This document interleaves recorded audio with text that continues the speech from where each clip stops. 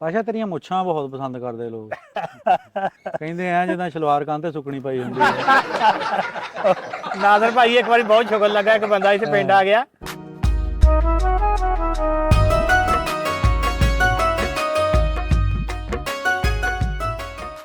अस्सलाम वालेकुम जी, सत श्री अकाल। ਪਾਸ਼ਾ ਜੱਟ ਖੱਖਾਂ ਵਾਲਾ। ਪਾਸ਼ਾ ਜੱਟ ਖੱਖਾਂ ਵਾਲਾ ਸਾਡੇ ਨਾਲ ਆ ਜੀ।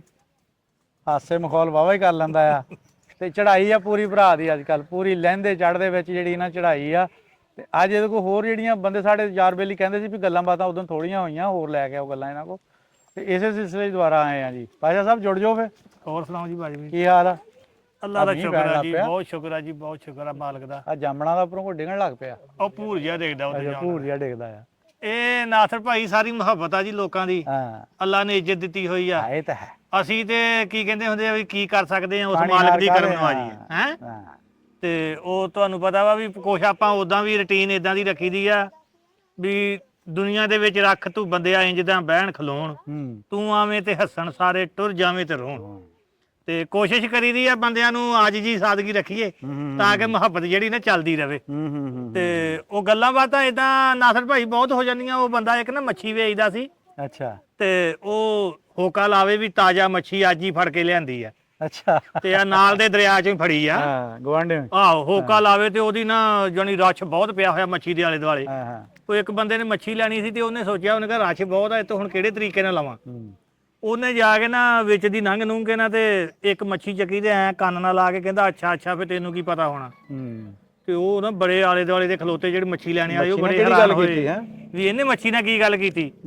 ਤੇ ਉਹ ਜਿਹੜਾ ਮੱਛੀ ਜਿਹੜਾ ਫਰੋਖਤ ਕਰਦਾ ਸੀ ਉਹ ਕਹਿੰਦਾ ਕੀ ਹੋਇਆ, ਕੀ ਕੰਨ ਨਾਲ ਲਾ ਕੇ ਕਰੀ ਜਾਂਦਾ। ਕਹਿੰਦਾ ਯਾਰ ਮੈਂ ਨਾ ਇਹਨੂੰ ਪੁੱਛਣ ਡਿਆ ਸੀਗਾ ਵੀ 3-4 ਦਿਨ ਹੋ ਗਏ ਸਾਡੇ ਪਿੰਡ ਦਾ ਨਾ ਮੁੰਡਾ ਇੱਕ ਨਾਲ ਦੇ ਦਰਿਆ 'ਚ ਡੁੱਬ ਗਿਆ, ਵੀ ਤੂੰ ਉਹਨੂੰ ਦੇਖਿਆ।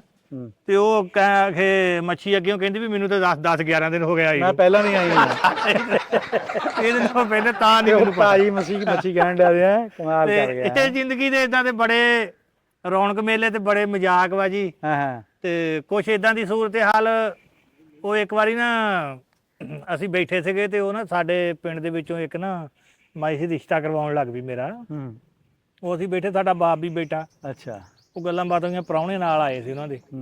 ਤੇ ਉਹ ਕਹਿਣ ਲੱਗੀ ਵੀ ਉਹ ਨਾ ਮਾਈ ਕਹਿਣ ਲੱਗੀ ਵੀ ਭਾਈ ਉਮਰ ਦੀ ਨਾ ਜਾਣੀ ਨਾ ਏਡੇ ਚੰਗੀ ਆ ਬੱਚੀ ਵੀ ਤੁਹਾਨੂੰ ਸਾਰਿਆਂ ਨੂੰ ਨਾ ਚੱਕੀ ਫਿਰੂਗੀ। ਤੇ ਉਹ ਬੁੜਾ ਸਾਡਾ ਕਹਿੰਦਾ ਚਲੋ ਅੱਲਾ ਖੈਰ ਕਰੇ, ਚੰਗੀ ਗੱਲ ਵਾ, ਹੋਰ ਕੀ ਚਾਹੀਦਾ ਸਾਨੂੰ, ਹੋਰ ਕੀ ਚਾਹੀਦਾ। ਤੇ ਉਹ 2-4 ਮਿੰਟ ਅਟਕੇ ਨਾ ਫੇਰ ਉਹਨੇ ਗੱਲ ਕੀਤੀ ਵੀ ਜਾਣੀ ਨਾ ਬਹੁਤ ਚੰਗੀ, ਬਹੁਤ ਹੀ ਚੰਗੀ ਆ, ਹਾਂ ਵੀ ਤੁਹਾਨੂੰ ਸਾਰਿਆਂ ਨੂੰ ਚੱਕੀ ਫਿਰੂ। ਉਹ ਬੁੜਾ ਸਾਡਾ ਕਹਿਣ ਲੱਗਾ ਵੀ ਖਿਦਮਤ ਤੇ ਕਰੂਗੀ ਠੀਕ ਆ, ਚੱਕੀ ਕਾਹਤੋਂ ਫਿਰੂਗੀ, ਸਾਡਾ ਸਾਰਾ ਟੱਬਰ ਬਿਮਾਰ ਆ। ਅੱਛਾ, ਅੱਗੇ ਜਿਹੜੇ ਵਿਆਹ ਸ਼ਾਦੀਆਂ ਕਰਦੇ ਹੁੰਦੇ ਸੀ ਉਹਨਾਂ ਦੇ ਕ੍ਰਾਈਟੇਰੀਆ ਵੱਖਰੇ ਹੁੰਦੇ ਸੀ। ਬਾਈ ਇਹ ਕੁੜੀ ਜਿਹੜੀ ਨਾ 20-25 ਪੂਲੇ ਆਗਾਂ ਦੇ ਕੱਲੀ ਲਾ ਲੈਂਦੀ ਆ। ਤੇ ਗੋਹਾ ਕੂੜਾ ਜਿਹੜਾ 10-20 ਡੰਗਰਾਂ ਦਾ, ਉਹ ਤਾਂ ਫਰਕ ਹੀ ਕੋਈ ਨਹੀਂ ਨਾ। ਸਹੀ ਗੱਲ ਆ, ਸਹੀ ਗੱਲ। ਹੁਣ ਮਾਹੌਲ ਬਦਲ ਗਿਆ ਭਾਈ, ਬਦਲ ਗਿਆ ਜੀ। ਹੁਣ ਤਾਂ ਵੀ ਕੁੜੀ ਕਹਿੰਦੀ ਵੀ ਇੰਨੇ ਮੈਸੇਜ ਕਰ ਲੈਂਦੀ ਜੀ। ਬਸ ਮੋਬਾਈਲ ਚੰਗਾ ਹੋਣਾ ਚਾਹੀਦਾ, ਚੰਗਾ ਹੋਣਾ ਚਾਹੀਦਾ। ਤੇ ਤਲੀਮ ਹੁਣ ਦੇਖ ਲਓ ਭਾਈ ਨਾਸਰ ਕਿੰਨੀ ਵੱਧ ਗਈ। ਤਲੀਮ ਵੱਧ ਗਈ ਬੱਚੀਆਂ ਦੇ ਵਿੱਚ, ਅਕਲ ਘਟ ਗਈ। ਮੈਂ ਕਹਿੰਦਾ ਅਕਲ ਹੈ ਹੀ ਨਹੀਂ। ਅਕਲ ਕਿਸੇ ਦੇ ਨੇੜੇ। ਆਜੋ ਮੁੰਡਿਓ, ਆਜੋ ਆਜੋ ਭਾਈ, ਆਜੋ ਜਵਾਨੋ। ਆ ਸਾਡੇ ਮੁਸਤਕਬਲ ਦੇ ਜਿਹੜੇ ਸਿੰਗਰ ਆ ਜੀ, ਬੜੇ ਹਿੱਟ ਸੌਂਗ ਦਿੱਤਾ ਕੱਲ ਪਰਸੋਂ ਇਹਨਾਂ ਦਾ ਗਾਣਾ ਆਪਣਾ ਕੁਦਰਤੀ ਸਾਡੀ ਮਹਿਫਲ ਦੇ ਵਿੱਚ ਛੱਡ ਚੱਲੇ ਆ ਤੇਰਾ ਸ਼ਹਿਰ, ਹੈ ਨਾ।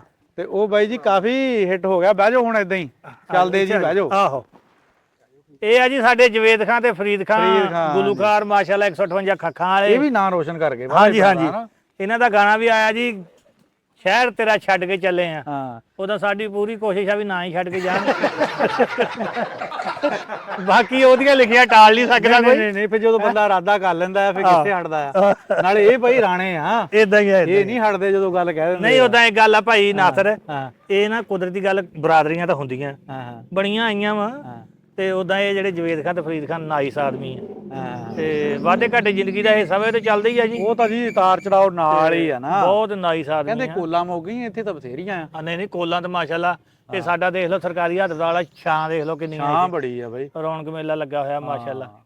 ਤੇ ਇਹ ਬਾਈ ਇੰਨਾ ਦਰਖਤ ਮਾਸ਼ਾਅੱਲਾ ਕਿੱਡਾ ਸੋਹਣਾ, ਬਹੁਤ ਸੋਹਣਾ ਮਾਹੌਲ ਹੈ। ਇਹ 1.5 ਏਕੜ ਆ ਭਾਈ। ਅੱਛਾ। ਤੇ ਰਕਬਾ ਇਹਦਾ ਸਾਡੇ ਹਸਪਤਾਲ ਦਾ, ਤੇ ਅਗਲੇ ਬੰਨੇ 2 ਏਕੜ ਸਕੂਲ ਦਾ ਵਾ। ਕੋਈ ਹੋਰ ਗੱਲ ਸੁਣਾਓ। ਤੇ ਉਧਰ ਯੂਨੀਅਨ ਕੌਂਸਲ ਆ। ਤੇ ਉਹ ਗੱਲਾਂ ਬਾਤਾਂ ਇਹਦਾ ਭਾਈ ਵੀ ਉਹ ਨਾ, ਮੈਂ ਇੱਕ ਦਿਨ ਬੰਦੇ ਇੱਕ ਦੇ ਨਾਲ ਸੀਗਾ ਗੋਜ ਦੇ ਕੰਮ, ਤੇ ਉਹ ਮੈਂ ਉਹਨੂੰ ਕਿਹਾ, ਮੈਂ ਕਿਹਾ ਯਾਰ ਫਲਾਣੇ ਬੰਦੇ ਦੇ ਨਾ ਸਾਈਨ ਕਰਾਉਣੇ ਕਾਗਜ਼ਾਂ ਤੇ ਉਹ ਮੈਨੂੰ ਕਹਿੰਦਾ ਯਾਰ ਅਖੇ ਨਾ ਚੌਧਰੀ ਸਾਹਿਬ 5000 ਰੁਪਇਆ ਲੈਂਦੇ ਸਾਈਨ ਕਰਨ ਦਾ। ਇੰਨੇ ਮਹਿੰਗੇ ਸਨ। ਮੈਂ ਉਹਨੂੰ ਕਿਹਾ, ਮੈਂ ਕਿਹਾ ਯਾਰ ਕੋ ਖੁਦਾ ਦਾ ਖੌਫ ਕਰੋ, ਮੈਂ ਕਿਹਾ ਚੌਧਰੀ ਸਾਹਿਬ ਨੂੰ ਅਗਲੇ ਬੰਨੇ ਦਾ ਡਰ ਨਹੀਂ। ਕਿੰਨੀ ਸੇਜ ਲੱਗ ਜਾਣੀ ਉਹ? ਤੇ ਉਹ ਮੈਨੂੰ ਕਹਿੰਦਾ ਅਗਲੇ ਬੰਨੇ ਦਾ ਤਾਂ ਹੀ ਡਰ ਹੋਵੇ ਜੇ ਉੱਥੋਂ ਕੋ ਮੁੜ ਕੇ ਆਇਆ ਹੋਵੇ। ਗੱਲ ਤੇ ਮੈਂ ਕਿਹਾ ਤੇਰੀ ਵੀ ਸੱਚੀ ਹੈ, ਜਦੋਂ ਉਧਰੋਂ ਕੋਈ ਕਿਸੇ ਨੇ ਆਣ ਕੇ ਦੱਸਿਆ ਹੀ ਨਹੀਂ ਵੀ ਕੀ ਹੁੰਦੀ ਆ ਕੀ ਨਹੀਂ, ਤੇ ਡਰ ਕਾਹਦਾ ਹੁਣ? ਅਗਲਾ ਕਹਿੰਦਾ ਨੱਪੀ ਚਲੋ ਘੋੜਾ। ਇਹ ਆ ਵੀ ਪਿੱਛੋਂ ਕਿਸੇ ਨੇ ਦੱਸਿਆ ਨਹੀਂ ਆ ਗਿਆ ਹੈਗਾ। ਹਾਂ ਤੇ ਘਾਟੇ ਭਾਈ ਨਾ ਗੱਲਾਂ ਦੇ ਆ ਨਾਸਰ ਭਾਈ। ਮਹਿਕਮੇ ਜਿਹੜੇ ਨਾ ਸਰਕਾਰੀ, ਅੱਲਾ ਹੀ ਆ ਹਦਾਇਤ ਦੇ ਦੇਵੇ। ਤੁਸੀਂ ਯਕੀਨ ਕਰੋ ਕੋਈ ਬੰਦਾ ਨਾ ਇਸ ਗੱਲ ਨੂੰ ਸੋਚਦਾ ਨਹੀਂ ਵੀ ਯਾਰ ਅਸੀਂ ਤਨਖਾਹ ਕਿਹੜੀ ਗੱਲ ਦੀ ਲੈਨੇ, ਅਸੀਂ ਆਵਾਮ ਦੀ ਖਿਦਮਤ ਦੀ ਤਨਖਾਹ ਲੈਨੇ ਨਾ। ਉਹ ਆਵਾਮ ਦੀ ਖਿਦਮਤ ਵੱਲ ਤਾਂ ਤਵੱਜੋ ਹੀ ਨਹੀਂ ਕਿਸੇ ਦੀ। ਉਹ ਆਮ ਜਾਰੀ ਜਲੀਲੋ ਖਵਾਰ ਹੁੰਦੀ ਤੁਰੀ ਫਿਰਦੀ ਹੈ, ਤੇ ਉਹ ਬਾਕੀ ਉਹ ਆਪਣਾ ਤਨਖਾਹਾਂ ਜਿਹੜੀਆਂ ਨਾ ਉਹ ਅਸਲ ਤਨਖਾਹਾਂ ਉਹਨਾਂ ਦੀਆਂ ਪਈਆਂ ਵਾ, ਜਿਹੜੇ ਉੱਤੋਂ ਝੁਪਣੇ ਆ ਨਾ ਉਹ ਯਾਰ ਰੁਪਈਏ ਗਿਣਦੇ ਉਹ। ਤਨਖਾਹ ਤਾਂ ਸਿਰਫ ਦਫ਼ਤਰਾਂ ਦੀ ਲੈਂਦੇ ਆ ਬਸ, ਜਿਹੜੇ ਦਫ਼ਤਰਾਂ ਦੀ ਲੈਂਦੇ ਆ ਉਹ।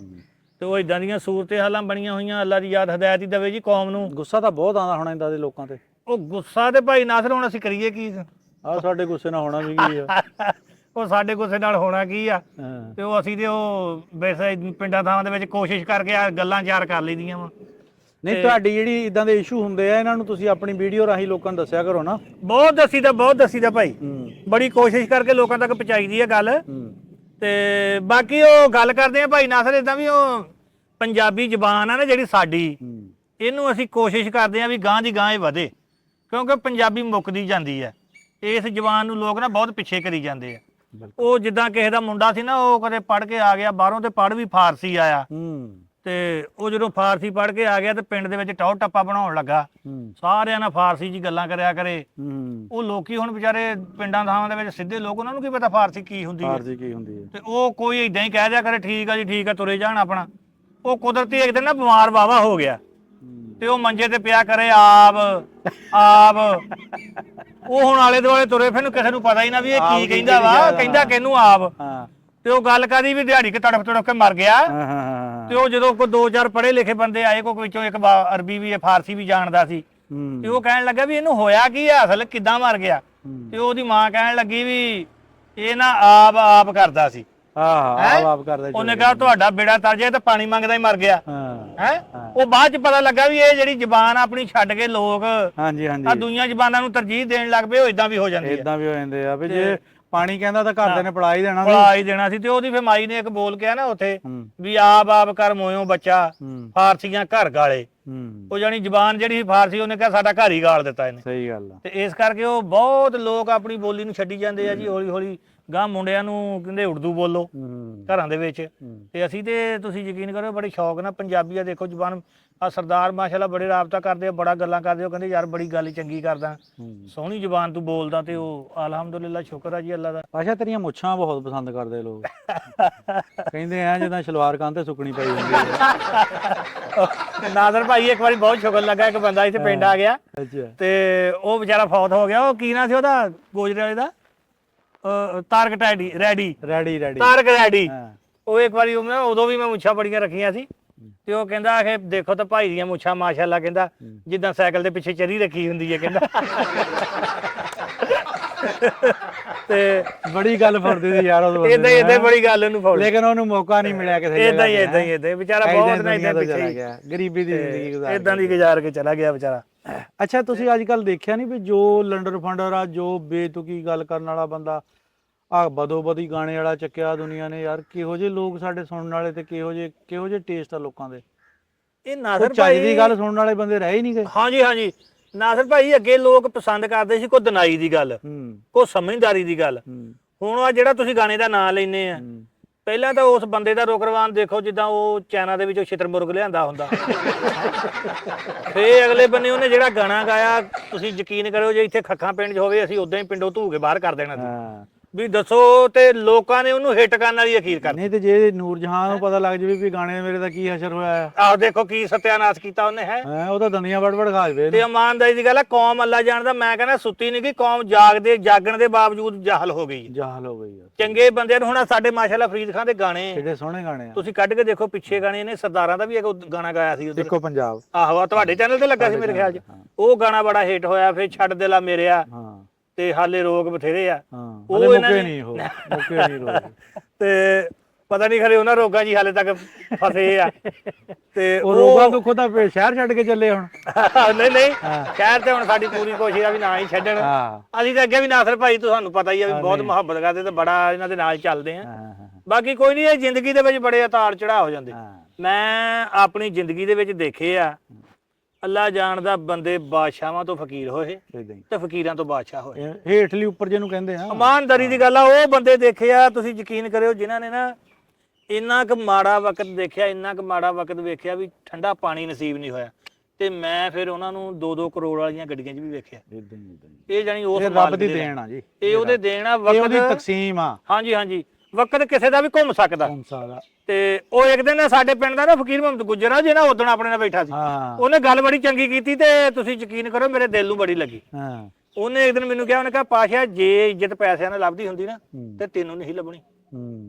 ਸਹੀ ਗੱਲ ਆ, ਗੱਲ ਲੱਖ ਰੁਪਏ ਦੀ ਆ ਉਹਦੀ। ਲੱਖ ਰੁਪਏ ਤੁਸੀਂ ਯਕੀਨ ਕਰਿਓ ਕਿਉਂਕਿ ਪੈਸਿਆਂ 'ਚ ਮੈਂ ਤਾਂ ਬਿਲਕੁਲ ਫਾਡੀ ਆ, ਹਾਂ ਮੈਂ ਤੇ ਆਪਣੀ ਡੰਗ ਦੀ ਡੰਗ ਵਾਲਾ। ਹਾਂ ਉਹਨੇ ਕਿਹਾ ਜੇ ਇੱਜ਼ਤ ਪੈਸਿਆਂ ਨਾਲ ਹੁੰਦੀ ਤੇ ਤੇਰੇ ਤਾਂ ਹਿੱਸੇ ਹੀ ਨਹੀਂ ਸੀ ਆਉਣੀ, ਨਹੀਂ ਆਣੀ ਸੀ ਇਹ ਅੱਲਾ ਦੇ ਦੇਣ ਆ।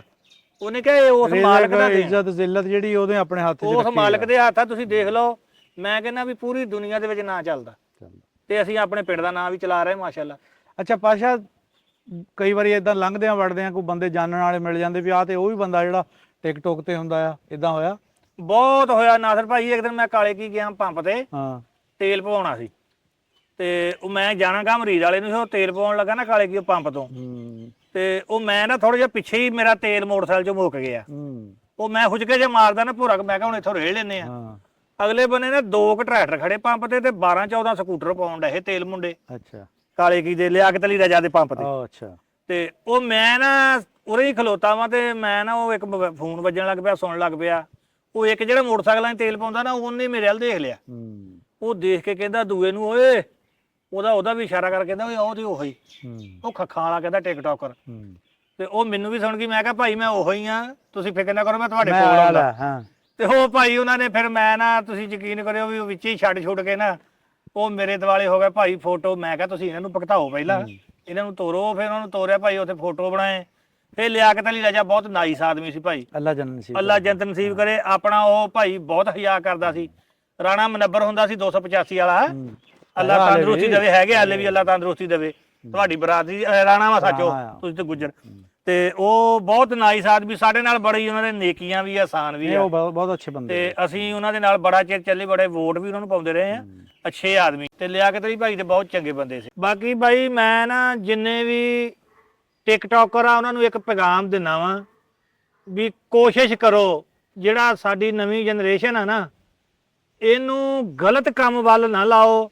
ਵੀ ਆ ਜਿਹੜੀਆਂ ਫੁੰਡਾਂ ਜਾਂ ਕੋਈ ਗਲਤ ਲਫ਼ਜ਼ ਬੋਲ ਕੇ ਜਾਂ ਕੋਈ ਗਲਤ ਰਵਾ ਦਾ ਇਦਾਂ ਬੰਦੇ ਦੀ ਰਵਾਇਤ ਬਣ ਜਾਂਦੀ ਆ। ਜਿੱਦਾਂ ਮੈਂ ਦੇਖਦਾ ਕੋਈ ਕਹਿੰਦਾ ਉੱਥੇ ਆ ਜੀ ਮਿਲਣਾ ਹੋਇਆ, ਕੋਈ ਕਹਿੰਦਾ ਇਦਾਂ ਕਰ ਲਈ, ਜਾਂ ਆਕੜ ਕੇ ਤੁਰਨਾ, ਜਾਂ ਪੁੱਠੀਆਂ ਸਿੱਧੀਆਂ ਗੱਲਾਂ। ਇਹ ਨਾ ਕਰੋ। ਹਮੇਸ਼ਾ ਗੱਲ ਉਹ ਕਰੋ ਜਿਹਦੇ ਤੋਂ ਕੋਈ ਸਬਕ ਸਿੱਖੇ, ਤਾਂ ਕਿ ਗਾਂ ਵਾਸਤੇ ਪਿਆਰ ਮੁਹੱਬਤ ਦੀ ਗੱਲ ਕਰੋ, ਪਿਆਰ ਮੁਹੱਬਤ ਦੀ ਗੱਲ ਕਰੋ। ਅਗਰ ਤੁਹਾਡੀ ਇੱਕ ਗੱਲ ਤੋਂ ਵੀ ਕੋਈ ਸਬਕ ਸਿੱਖ ਗਿਆ, ਕੋਈ ਸਿੱਧੀ ਰਾਹ ਤੇ ਆ ਗਿਆ, ਤਾਂ ਤੁਸੀਂ ਸਮਝੋ ਕਾਮਯਾਬ। ਬਹੁਤ ਸ਼ੁਕਰੀਆ ਜੀ।